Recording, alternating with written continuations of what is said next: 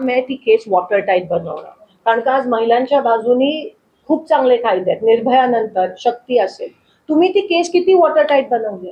खरं तो बाहेर यायलाच नाही पाहिजे. तुम्ही का नाही म्हण, पोलिसांचं काम आहे वॉटर टाईट बनवून न्यायालयात त्या पद्धतीत केस दाखल करण्याची. ते कितपत झालं नाहीये मला सांगा. आज जसं मी म्हणाली, हे पॉक्सोच्या केसेस नातेवाईकांकडून घडल्या जातात, म्हणून पोलीस स्टेशन पर्यंत जायला लोक घाबरतात. आणि खास करून महिला, जाऊ दे सोडा, कोणाला त्याच्यात पडायचंय. कारण का पोलिसांकडून पाहिजे तेवढं सहकार्य मिळत नाही. या गुन्ह्यामध्ये तर केस सगळी कल्पना चांगली, फक्त न्यायालयातच जामीन मिळाला त्याला, पोलिसांनी दिलेलं नाही किंवा पोलीस सोडले. पोलिसांनी ती केस जास्त जी लावायची ती जोरात तिथे कोर्टासमोर मांडली पाहिजे. ती कलम लावली आहे, त्यांचं म्हणणं तेच आहे पोलिसांचं की आम्ही सगळी कलम लावली, सगळं हे केलेलं आहे. तरी आता न्यायालयात सुटलं तर पोलीसही न्यायालयाविरुद्ध बोलू शकत नाही. तुम्ही नाही, आम्ही नाही. न्यायालयाचं कुठेतरी आपण इथं न्याय यंत्रणेत दिलं होतं. मला बघा, पॉक्सो जर तुम्ही वाचली किंवा इतर महिलांच्या बाजूने जे कायदे आहेत ते एकदम स्ट्रिक्ट आहेत. खरं तर ते त्याला बेल पण नाही मिळायला पाहिजे. पण आता ती कोणत्या पद्धतीत त्यावेळेस ती प्रेझेंट झाली. आता ती पॉक्सोची केस होती का नाही त्याच्यावर पण शंका आहे. ती 18 वर्षाची म्हणजे मागच्या ती झाली पॉक्सोच्या अंतर्गत झाली का नाही ते आपल्याला अजून माहिती नाहीये. आणि त्यांनी काय उत्तर दिलं, किरकोळ कारणासाठी मला आधी उचललं गेलं होतं. ते पण दिशाभूल होते ना. आणि ह्या केसमुळे ते उघडकीस आलं. अजून अशा किती लहान मुलींवर त्यांनी अत्याचार केला असेल. आणि म्हणून आता आपल्याला त्या मागच्या केसच्या डिटेलमध्ये पण जायला पाहिजे आणि एक्झॅक्टली बघायला पाहिजे की कुठे चूक झाली आणि कोणाकडनं चूक झाली. कारण का कोर्टाला आपण प्रश्न विचारू शकत नाही, पण कोर्टासमोर एक्झॅक्टली कोणत्या पद्धतीत ती केस गेली आणि पॉक्सो लागलाय. बघा, आता सगळ्या गोष्टींवर दबाव आहे. आणि मग ते कोर्ट असो, ज्युडिशरी असू देत, प्रेस असू देत, किंवा आपण डाऊट करत नाही आहोत, पण दबाव तर सगळ्यांवर आहे. सगळे कॉन्शियन्शियस असतात आणि मग हळूहळू एवढा दबाव निर्माण होतो. आणि हे शब्द तुम्हाला माहितीच आहे ना ताई, कसं आहे ते. अधिकारी बदली करून घेण्यासाठी लोकप्रतिनिधींचा अस्त्र वापरतात आणि लोकप्रतिनिधी त्यांना मदत करतात. या साठवलोट्यामुळे कायदा सुव्यवस्था 100% सगळं साठवलोटच आहे. हे सगळं साठवलोटं मिलीभगत असल्यामुळे लोकांनी काय करावं मला सांगा. लोकप्रतिनिधी तर एक आम्ही व्यवस्था आहोत संविधानाने दिलेली. आम्ही सेवक आहोत लोकांचे. सामान्य लोक काय करतायत ते आम्ही प्रेस कॉन्फरन्स घेऊ शकतो, आम्ही दबाव टाकू शकतो. पुढे काय, शेवटी सत्य ते आहे. त्यांना जर जाणीव नसेल तर लोकांमधून आता तुम्हाला उद्रेक होताना दिसेलच. हे असं आपल्या इथे कधीच झालं नव्हतं. कारण का शेवटी ना आमचं काम असतं ना त्यांचं काम असतं. लोकांची कामं असतात. आम्ही प्रत्येक गोष्टी त्यांच्यासारखी कमिशन कट घेत नाही. आणि तुम्ही इथे म्हणजे एवढ्या खालच्या पातळीला आणून ठेवलंय राजकारण की तुम्ही लोकांची कामं थांबवता, मर्डर्स होऊ देता, तुम्ही मर्डर दिवसाधाडे होऊन देता, तुम्ही रेप होऊन देता. तुम्ही कारणीभूत आहात. कारण का तुम्ही अधिकारी आणि सत्ताधारी तुम्ही कारणीभूत आहात. कारण का तुम्ही हे करून देता. एकतर मानसिकता विकृत आहे आणि दुसरीकडे तुम्ही ऍक्शन घेत नाही. म्हणून तुम्ही सांगता, करा, आम्ही तुम्हाला काही करणार नाही. असंच हीच वेळ आली. सलगरवस्ती परिसरामध्ये एक वयोवृद्ध व्यक्ती आहे, त्याचं वय जवळपास 72 आहे. तर तो जो व्यक्ती आहे तो एका मुलीला, लहान मुलीला सातत्याने अश्लील हावभाव करतो, अश्लील पद्धतीने हे करतो. त्याच्या संदर्भात गुन्हा सुद्धा दाखल आहे, मात्र पोलीस त्याला अटक करू शकत नाही. हे दुर्दैव आहे. कुठेतरी यावर्षी पण भाष्य झालं पाहिजे किंवा यावर्षी आवाज उठवला गेला पाहिजे. 70 वर्षाच्या पुढे आहे म्हणून त्याला सोडून देणं कितपत योग्य नाही. माझी प्रेस कॉन्फरन्सच त्या संदर्भात आहे की पोलीस ऍक्शन घेत नाहीये. पोलीस आणि हे सगळे प्रशासन आणि शासनाची मिलीभगत आहे. तुम्ही अशा गोष्टीवर ऍक्शन घेत नाही आहात. मर्डर्स होत आहेत, तुम्ही ऍक्शन घेत नाही. 70 असू देत, 80 असू देत, पॉक्सो लागू होतो. कुठे का गुन्हा घेतला नाहीये? असं कुठे असतं? आणि म्हणून पोलिसांची पूर्णपणे या ठिकाणी चूक आहे. सस्पेंड झाले पाहिजे. कोण आहे ते अधिकारी ते बघितलं पाहिजे. पण कोलॅप्सच झाली ना. कोण कुठे जाणार मला सांगा. कोण कुठे जाणार? आणि म्हणूनच आपण ही प्रेस कॉन्फरन्स घेतोय की जाणीव राहिली नाही. विकृत मानसिकता ही वरपासून खालपर्यंत एवढी विकृत मानसिकता जसं अविनाशजी पण म्हणाले. आणि विकृत मानसिकतेला तुम्ही वाव देणार असाल तर हे महाराष्ट्र नेमकं कुठे चाललंय? मग काय शाहू फुले आंबेडकर महाराज, जिजाऊ, सावित्रीबाई, रमाई काय काय कुठे नेऊन ठेवलंय तुम्ही या महाराष्ट्राला? हा प्रश्न निर्माण होतो. प्रशासनाला काही पडलं नाहीये, मी तर आरोप करते. फक्त खिशे कसे भरायचे, भ्रष्टाचार कसा करायचा, आणि सत्ताधारी दबाव आणतात, त्या दबावाखाली विरोधी पक्षाचे जे लोक आहेत त्यांच्यावर गुन्हे कसे दाखल, त्यांच्यावर मात्र गुन्हे दाखल होऊन त्यांना अटक होते.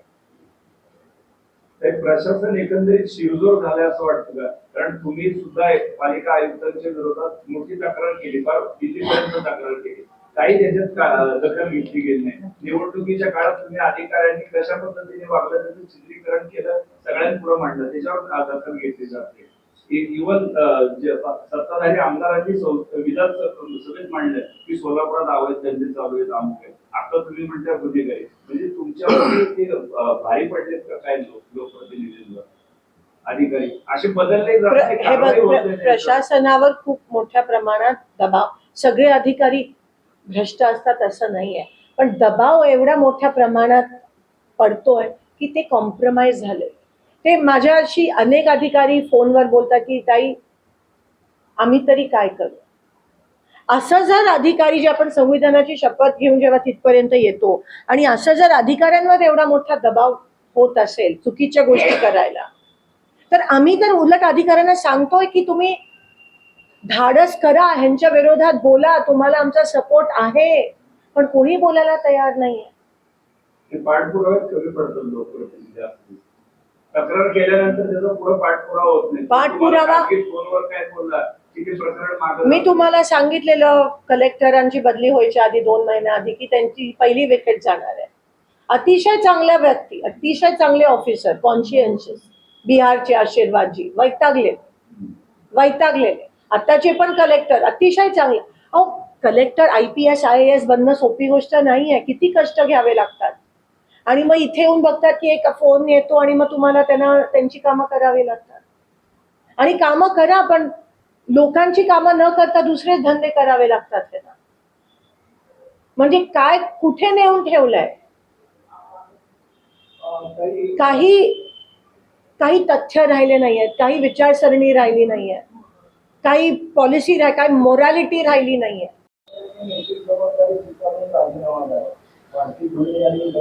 पात्रेजी तुम्ही दिसत नाही आहात मला, पण आवाज येतो. ह्या सगळ्या गोष्टीवर तुम्ही नैतिकतेची जबाबदारी स्वीकारून मुख्यमंत्र्यांनी राजीनामा द्यावा असं म्हणतात. अनेक आमदार विधानसभेमध्ये आहेत, काँग्रेसच्या एखादी आमदारांनी अशी मागणी केली, तुम्ही मागणी करताय, तुम्हाला आला किंवा त्यांना आला नाही असं म्हणलं. आता विधानसभा चालू कुठे, जेव्हा होईल तेव्हा, पण आमची सगळ्यांचीच मागणी आहे. आणि ज्या पद्धतीत काल त्यांनी जल्लोष साजरा केला, पेढे वाटले, परवाच ही घटना झाली आणि तुम्ही हे करता, त्या घटनेचा उल्लेख नाही. अहो तुम्ही म्हणाला असता की साजरा नका करू विजय, कारण का आमच्या महाराष्ट्रात एक चिमुकलीवर अशा पद्धतीत बलात्काराने हत्या झाली आहे, तर आम्ही तुम्हाला थोडं तरी मानलं असतं. इतकी तत्परता तुम्ही दाखवताय, इतकी तत्परता बाकीच्या आमदारांमध्ये दिसत नाही. ते दुर्दैव आहे. बाकीचे म्हणजे सत्ताधारीच आहेत. नाही, काँग्रेसच्या वतीनेच आम्ही बोलत आहोत या ठिकाणी. पक्षाची एक लोकप्रतिनिधी म्हणून आम्ही सगळेजण यासाठी बोलत आहोत. आणि खास करून जे सोलापुरात घडत आहे, 4-5 मर्डर सोलापुरात घडले, की या लहान मुलीचा बॅकग्राऊंड पण मी जास्त बोलू शकत नाही, पण आता तर सगळ्यांना माहिती आहे की ती सोलापूर शहरात राहायची, ती तिच्या आई वडिलांसोबत. नाही, आम्ही, मला असं वाटतं मीडियाचा पण खूप मोठा रोल आहे. आता कालपर्यंत तुम्ही येत होता, आता लगेच बदललं आणि दुसरं काहीतरी नॅरेटिव्ह पेपरमध्ये सुरू झालं. शेवटी लोकांपर्यंत पोचण्यासाठी आम्हाला एकच माध्यम आहे आणि ते म्हणजे मीडिया. मीडियानी पण हे उचलून धरलं पाहिजे. राजकीय पक्ष म्हणून काँग्रेस पक्षाच्या माध्यमातून नेहमी आंदोलनं केले जातात, पण मीडियामध्ये लोकांना जागृत करणं पण तेवढंच महत्वाचं आहे. मला असं वाटतं कुठेतरी लोकांमधून एक उद्रेक होताना तुम्हाला लवकरच दिसेल, कारण का जसं मी म्हणाली, डोक्यावरनं पाणी गेलंय. आज सोलापुरातच आपण बघता की पूर्ण गुंड माफिया चाललाय, पूर्ण. म्हणजे पालकमंत्र्यापासून आमदारापर्यंत प्रत्येक गोष्टीत इन्व्हॉल्व्ह आहेत. म्हणजे मंगळवेढ्याला परवा पाणी सोडण्यात नाही आलं कारण का वाळू उपसा चाललेला, आणि त्याच्यामध्ये कोण इन्व्हॉल्व्ह आहे हे आपल्या सगळ्यांना माहिती आहे. त्याच्यावर मी नंतर बोलीन, पण सगळ्या बाबतीत हे प्रशासनावर एवढा दबाव आहे. मग तुमचं वेगळे वेगळे इकडे जे चालतात, मटका असेल, तुमचे बार्स असतील, काय चाललंय? सरसकट बंद करा सगळं, सरसकट बंद करा, होऊ दे कारवाई. पण नाही, आणि त्याच्यामुळेच मर्डर्स होत आहेत. 70 फूट रोड सारख्या ठिकाणी दिवसा मर्डर होतो म्हणजे काय? कोणाला भीती राहिली नाहीये, भीती राहिली नाहीये, जाणीव राहिली नाहीये, पूर्णपणे कोलॅप्स झालं. आणि इलेक्शनच्या वेळेस मात्र सगळ्यांवर गुन्हे दाखल करतात. मी तुम्हाला म्हणाल्याप्रमाणे फक्त इलेक्शन टू इलेक्शन, भाजपला दुसरं काही नाही. सत्तासाठी इतके हापापलेत की लहान मुलींवर बलात्कार होतोय आणि तुम्ही तिथे लक्ष देत नाही. फक्त इलेक्शन, सत्ता, हावराटपणा. तुम्ही अभय चंद्राचा मुद्दा उपस्थित केला. त्यांच्याच सिनियर आमदार सुद्धा विधानसभेत वारंवार 2 वेळा आवाज करा, त्याच्यानंतर कुठेतरी थोडे कारवाई झाल्या. पण मला हेच दुर्दैव, मला हेच कळत नाही की सत्ता त्यांची, प्रशासन त्यांचं, काल पण त्यांच्याच लोकांना तुम्ही नेमकं कोणाच्या विरोधात करताय? तुमच्या हातात सगळे आणि तुम्ही नाही थांबवू शकत आहे. आणि तुम्ही सामील होता आमच्या सोबत.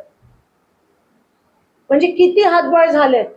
म्हणजे ह्याच्यावरून कळतं की त्यांच्यामध्ये पण किती कुठे काहीच, कुठे काही ना विकास होतोय, ना पाणी मिळतंय, आणि वारंवार अत्याचार होत चालले. कोण काय घडतंय महाराष्ट्रात चांगलं मला सांगा. एवढं तरी करा, एवढं तरी करा की जल्लोष साजरा नका करू. पेढे वाटप, तुम्ही पेढे वाटताय का मुलीवर बलात्कार झाला आणि हत्या झाली? तुम्ही जल्लोष साजरा करताय. आणि ज्या पद्धतीत झाली, तिला दातखिळी बसलेली, 3.5 वर्षाची ती चिमुकली. जे अजून कसली वाट पाहताय तुम्ही? अजून कसली वाट पाहताय?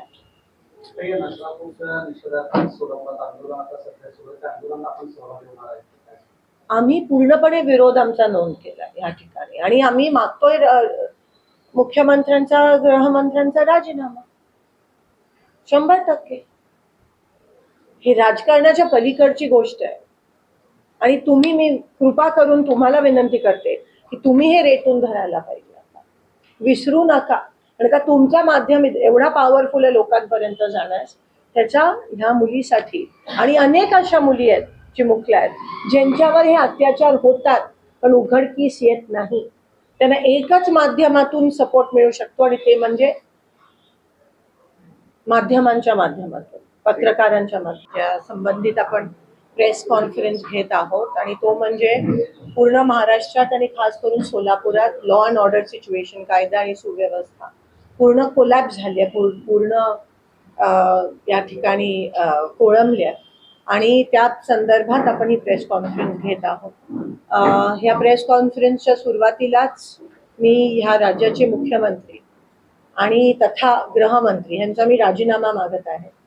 कारण का जे महाराष्ट्रात घडलं काही दिवसापूर्वी, एका लहान चिमुकलीचा त्या ठिकाणी बलात्कार केला गेला, तिची अतिशय वाईट पद्धतीत हत्या करण्यात आली.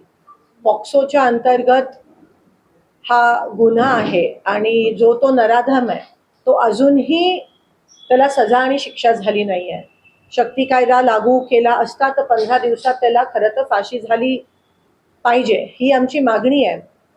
त्या उलट काल मुख्यमंत्र्यांनी जल्लोष साजरा केला, पेढे वाटले, आणि ह्याच्यावरून स्पष्ट होतं की मुख्यमंत्री असो, प्रधानमंत्री असो, बीजेपीचा प्रत्येक कार्यकर्ता किंवा मंत्री असो, आमदार असो, खासदार, हे फक्त इलेक्शनसाठीच काम करतात. ह्यांच्यासाठी इलेक्शन पुरती सगळं आहे. इलेक्शन पासून दिवसाचा प्रारंभ होतो आणि इलेक्शन घेऊनच दिवसाचा समाप्ती होत असते. ह्यांना लोकांचं, जनतेचं, एका लहान पुरोगामी महाराष्ट्रात एका लहानशा चिमुकलीवर एवढ्या वाईट पद्धतीत अत्याचार होऊन हत्या होते. तुम्ही खरं तर त्याची आठवण ठेवून, त्याची जाणीव ठेवून जल्लोष साजरा नसता केला आणि म्हणाला असता की तिच्यासाठी आम्ही जल्लोष करत नाही, तर थोडं तरी तुम्हाला काही माणुसकी आहे असं आम्हाला वाटलं असतं. पण त्या उलट तुम्ही पेढे वाटले, जल्लोष साजरा केला, जाहीर केलं. त्यानंतर तुम्ही उद्घाटनाचे कार्यक्रम घेतले. काही माणुसकीच राहिली नाही आहे ह्या महाराष्ट्राच्या मुख्यमंत्र्यांमध्ये, असं मला कुठेतरी वाटतंय. आणि म्हणून त्यांनी नैतिक जबाबदारी स्वीकारून राजीनामा त्या ठिकाणी दिला पाहिजे. कारण का ही एकच घटना नाही आहे. आज आपण सोलापुरात बघतो, मागच्या 3-4 दिवसात जवळजवळ 5-6 दिवसा 10 मर्डर झाले. दिवसा आणि ते पण काही शहरी भागात, काही ग्रामीण भागात दिवसा मर्डर झाले. कुठे तुमचं प्रशासन? कुठे लॉ अँड ऑर्डर? कुठे गृहमंत्र्यांना जर गृह खातं हाताळता येत नसेल तर स्वतंत्र एक खातं पोर्टफोलिओ निर्माण करा, द्या कोणातरी जबाबदारी. पण तुम्ही त्या उलट जल्लोष साजरा करताय. एका मुलीवर बलात्कार झाला, लहान 3.5 वर्षाची चिमुकली, एका नराधमाने बलात्कार केला, डोक्यात काठी मारली, तिला दात खिळी बसली आहे, बघवत नाहीयेत. आमच्याच अंगावर शहारे त्या ठिकाणी येत आहेत. त्या नराधमाचा फोटो बघितल्यावर असं वाटतं की ह्याला तिथेच काहीतरी करावं. त्यांचे नातेवाईक आहेत, ते म्हणतात आम्हाला द्या, आमच्या ताब्यात द्या, आम्ही कायदा हाती घेतो. म्हणजे डोक्यावरनं पाणी गेलंय. आज एवढी कोलॅप्स झाली आहे आपल्या महाराष्ट्रात लॉ अँड ऑर्डर सिच्युएशन. प्रशासन उभं असताना प्रशासनाच्या समोर ह्या घटना घडतायत. प्रशासनाची पण सगळ्या बाबतीत मिलीभगत आहे. दिवसाधारे वाळू उपसा चालू आहे, त्यामुळे पाणी सोडत नाहीये. त्या विषयावर मी नंतर. पण आज पॉक्सोच्या अंतर्गत सोलापुरात पण मागच्या आठवड्यात खूप मोठा पॉक्सोच्या अंतर्गत नाबालिग मुलींची प्रेग्नन्सीच्या केसेस झाल्या. त्यांना पॉक्सोच्या अंतर्गत आपल्याला आयडेंटिटी नाही सांगू शकत, तरी त्या सगळ्या महिलांची आयडेंटिटी त्या ठिकाणी हॉस्पिटल प्रशासनाकडून लोकांना पब्लिक डोमेनवर ठेवण्यात आली. म्हणजे काही राहिलीच नाहीये. नाही गांभीर्य राहिलं, ना माणुसकी राहिली, ना जाणीव राहिलं. आणि हे पुरोगामी महाराष्ट्र. एकेकाळी इथे काहीच व्हायचं नाही. आज आपल्या दुसऱ्या राज्यांसारखी क्राईम रेट चालली आहे महिलांवर होणारे. पॉक्सोच्या अंतर्गत जेव्हा पॉक्सोचं प्रमाण वाढतं तेव्हा त्या राज्याची लोकांमधली, पुरुषांमधली पेक्षा जास्त सत्ताधाऱ्यांची विकृत मानसिकता दिसून येते. आणि ही सत्ताधाऱ्यांची विकृत मानसिकता आहे. कारण का जेव्हा आपल्या घरातल्या मुलीवर असं होतं, मुख्यमंत्र्यांची पण मुलगी आहे, 2 सेकंड काय जेव्हा आपण ते बघतो टीव्हीवर तेव्हा अंगावर शहारा होतो. आणि मग ते सगळं असताना तुम्ही जल्लोष साजरा करता, तुम्ही पेढे वाटता. त्या नराधमाला ताबडतोब फाशी झाली पाहिजे. शक्ती कायदा जेव्हा आमची सत्ता होती तेव्हा मी त्या समितीमध्ये होती, आम्ही अंमलात आणलेला. निर्भयानंतर आपण तो शक्ती कायदा महाराष्ट्र राज्यात आणलेला. तो लागू करा, त्याची अंमलबजावणी करा. कसली भीती आहे तुम्हाला? विकृत मानसिकता. आणि ती वाढत चालली आहे महाराष्ट्रात. का? कारण का वरपासून खालपर्यंत हे जे गुन्हेगार आहेत त्यांना सपोर्ट आहे. तुम्ही ठाण्याचं पण बघा, अनेक मी तुम्हाला सांगू शकतो. आणि मग करतात काहीतरी, खरात असतील, हे असेल. विकृत मानसिकतेला वाव मिळत आहे सत्ताधाऱ्यांकडून. आणि मग तुम्ही महिला आरक्षणाचा विषय घेता, आणि मग तुम्ही महिलांचं सशक्तीकरणाचा विषय घेता, आणि मग तुम्ही महिलांना संरक्षण देण्याचा जे आहे आता जे चालू आहे, तुम्ही त्याला जर सजा दिली तर कोणाची हिंमत होणार नाही. पॉक्सोचे अर्धे केसेस रिपोर्ट होत नाहीत, कारण का नातेवाईकांकडून केले जातात. हा सुटला तरी कसा मला सांगा? ह्याच्यावर 2 ते 3 केसेस आहेत पॉक्सोच्या. सुटला. पॉक्सो एवढा सिरियस कायदा आहे, सुटला कसा? कोणी बेल दिली, कोणी सोडलं? ही कारवाई, हे नेक्सस आहे. हे पूर्णपणे वरपासून खालीपर्यंत नेक्सस आहे, खालपर्यंत. आणि गृहमंत्री मजा करत फिरत आहे. गांभीर्य राहिलं नाहीये. रेप्स होत आहेत तर होऊ देत, लहान मुलींवर बलात्कार होत आहेत तर होऊ देत, लहान मुलींची चेचून हत्या होते तर होऊ देत. तिच्या तोंडात म्हणे PM रिपोर्टच्या नुसार सॉक्स कोंबला गेला, कारण का तिने आवाज नाही करावा. नशीब, आता तरी नशीबच म्हणावं की CCTV फुटेज सापडलं. नाही तर ओरिसामध्ये पण काय हालत आहे, सापडल्यावर गुन्हा दाखल होतो. तसंच महाराष्ट्रात होत चाललंय. दुर्दैव आहे, वाईट वाटतं एक महिला प्रतिनिधी म्हणून आम्हा सगळ्यांना, की शासनच काही करायला तयार नाहीये, मुख्यमंत्री स्वतः काही करायला तयार नाहीये. म्हणून या गोष्टीचा निषेध करते. आम्ही काँग्रेस पक्षाच्या माध्यमातून गृहमंत्री तथा मुख्यमंत्री देवेंद्र फडणवीसजींचा राजीनामा मागतोय. पूर्णपणे प्रशासन वरपासून खालपर्यंत हे बदललं गेलं पाहिजे. आज जर कोणाला जाणीव नसेल, तुम्ही संविधानाची शपथ घेऊन ह्याच्यात येता, पण आज तुम्हीच जर रेपिस्ट असेल, बलात्कारी असतील, वाळू माफिया असतील, गुन्हेगार असतील, जर तुम्ही त्यांना पाठीशी घालत असाल तर तुम्हाला ना प्रशासनात ना शासनात राहण्याची काही अधिकार आहे. ताबडतोब राजीनामे द्यायला पाहिजे, सस्पेन्शन घ्यायला पाहिजे आणि त्या नराधमाला ताबडतोब सजा फाशीची मिळाली पाहिजे, अशी आमची मागणी आहे. काल पंढरपूरला त्या चिमुकलीचे अर्थात पॉक्सोच्या अंतर्गत जास्त मी नाही बोलू शकत, पण तिचे काही नातेवाईक आहेत आणि त्यांना काल माझी त्यांच्याशी चर्चा झाली संध्याकाळी आणि ते आपल्याशी 2 शब्द बोलतील. त्यांची मागणी काय ते मी कुलकर्णीजींना